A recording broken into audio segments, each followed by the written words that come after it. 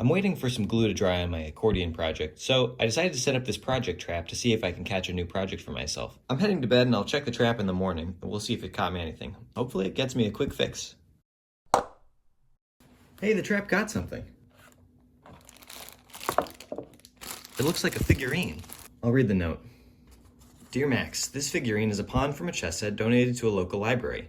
Over the course of his service, he sustained a compound fracture of the legs. It's an occupational hazard for cannon fodder like him, but I hope to get him back on his feet. Previous repair attempt used glue, ultimately proved unsuccessful. Can you help?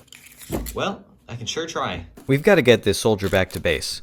This metal base, to be specific. Since he's been skipping leg day, we really need to address his spindly little legs. I'm going to try a combination of reinforcements to repair the stress fracture.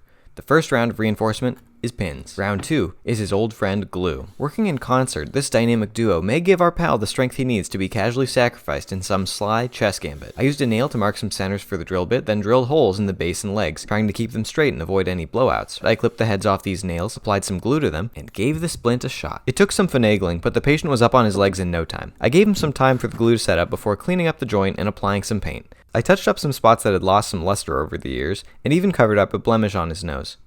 He's beautiful. Now he can go home, joining his friends on the battlefield, unable to retreat, fighting endless wars for eternity. Bon voyage.